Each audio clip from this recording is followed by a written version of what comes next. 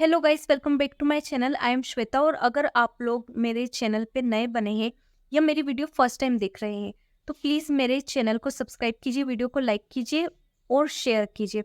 तो इस वीडियो में मैं बात करने वाली हूँ कि बोर्ड एग्जाम में कॉपी कैसे चेक होती है। और ये चीज़ जो है ये बहुत सारे ऑलमोस्ट सारे स्टूडेंट सोचते हैं कि पता नहीं बोर्ड एग्जाम में कॉपी कैसे चेक होती है, और अगर उन्हें ये चीज़ पता चल जाए तो वो एग्जाम में अच्छे से लिख के आ सकते हैं।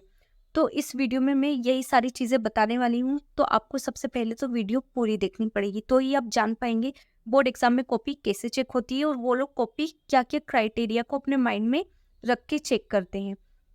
तो सबसे पहली और इम्पोर्टेंट चीज़ है, बोर्ड एग्जाम में कॉपी चेक होते वक्त उनके पास जो भी एग्जामिनर रहता है उसके पास एक आंसर की रहती है।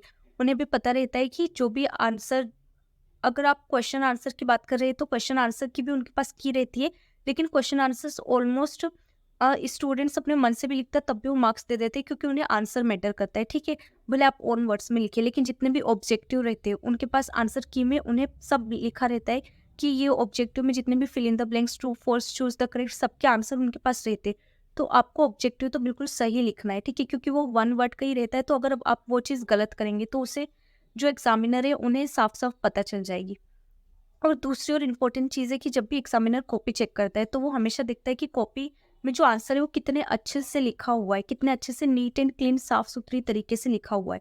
और अगर आपने आंसर अच्छे से साफ सुथरी तरीके से लिखा है ना तो आपको पूरे फुल मार्क्स मिलेंगे। ठीक है, अगर आपने स्टार्टिंग की 3 लाइन भी सही लिख दिए और नीचे से 3 लाइन भी सही लिख दिए, ठीक है, मान लीजिए आपको आंसर नहीं आता है, एक क्वेश्चन है व्हाट इज एबीसी, ठीक है, आपने एबीसी से रिलेटेड स्टार्टिंग की 3 लाइन सही लिख दी, अंदर आपने एबीसी से रिलेटेड कुछ भी लिख दिया, और लास्ट की एबीसी से related this is called ABC आपने लिख दी। ठीक है, और एग्जामिनर के पास इतना टाइम नहीं रहता है कि वो आपकी एक एक लाइन पढ़े। अगर उसने 4-5 लाइन, स्टार्टिंग की 2 लाइन और लास्ट की 2 लाइन पढ़ी और उसे सही लगी तो भी आपको उस क्वेश्चन के पूरे फुल मार्क्स मिलेंगे।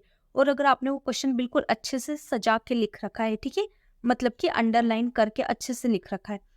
और तीसरी और इम्पोर्टेंट चीज़ है कि आपका आंसर प्रेजेंटेबल होना चाहिए। जैसे कि मैंने दूसरे पॉइंट में बताया, नीट एंड क्लीन वो दिखते हैं।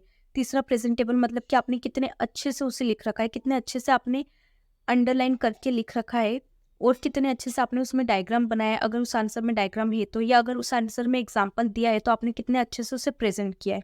तो वो ये चीज़ तो बिल्कुल ध्यान में रखते हैं, और अगर आपने ये चीज़ करी है तब भी आपको उस क्वेश्चन के पूरे फुल मार्क्स मिलेंगे।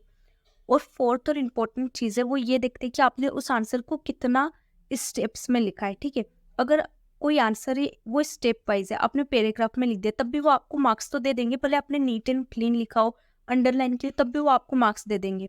लेकिन 5 में से आपको 5 नंबर नहीं मिलेंगे, 5 का मतलब आपको वो 5 में से 3 मार्क्स दे देंगे। लेकिन अगर आप वो आंसर स्टेप्स का है और आपने पूरे उसको स्टेप बाय स्टेप्स लिख रखा है, ठीक है, उसे पूरे पॉइंट वाइज लिख रखा है, तब तो फिर वो आपको पूरे 5 आउट ऑफ 5 मार्क्स देंगे। ठीक है, फिर आपके पूरे 5 मार्क्स कहीं नहीं जाने वाले।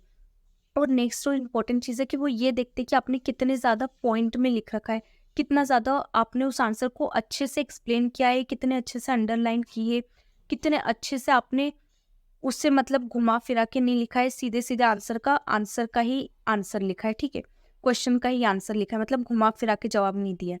और नेक्स्ट और इम्पोर्टेंट चीज़ है कि वो सबसे पहले ये चीज़ देखते हैं कि आपने कितने अच्छे से मतलब आंसर को 1 बाय 1 लिखा है। ठीक है, तो कुछ स्टूडेंट्स ऐसे होते हैं कि जैसे वो पहले फर्स्ट क्वेश्चन कर लेते हैं, उसके बाद उन्हें 10th क्वेश्चन आता है तो वो सोचते हैं कि मैं ये इसका आंसर भूल नहीं जाऊँ, ये लॉन्ग क्वेश्चन है, और वो ये चीज़ पहले कर लेते हैं। तो एग्जामिनर मार्क्स तो देता है लेकिन वो इतने अच्छे से मार्क्स नहीं दे पाता, क्योंकि उससे ना कॉपी चेक करते वक्त कंफ्यूजन होने लगती है। ठीक है, उसके पास एक क्वेश्चन पेपर है, वो पहले आपको फर्स्ट आंसर चेक करेगा, फिर उसके 10 मतलब उसको 10th वाला क्वेश्चन के लिए उसे पेपर पलटना पड़ेगा, फिर उससे फाइंड में इतनी ज्यादा कंफ्यूजन होगी, वो सोचेगा उसने आप मतलब आपने फर्स्ट क्वेश्चन इधर लिखा है, 10th इधर लिखा, 5th इधर लिखा है, पता नहीं आपने कौन सा क्वेश्चन छोड़ा है, उसके माइंड में बहुत ज्यादा कंफ्यूजन पैदा होगी, और वो उतना ज्यादा आपके मार्क्स काटने की उम्मीद रखेगा। ठीक है, तो जो स्टूडेंट्स 1 बाय 1 आंसर लिखते, ठीक है, मतलब पहले ऑब्जेक्टिव कर लिए, उसके बाद क्वेश्चन नंबर 5th, फिर क्वेश्चन नंबर 6th, फिर क्वेश्चन नंबर 7th, मतलब लाइन बाय लाइन अगर आपने आंसर लिख रखे अच्छे से तब तो आपको पूरे फुल मार्क्स मिलेंगे, और ये चीज़ की गारंटी है। ठीक है,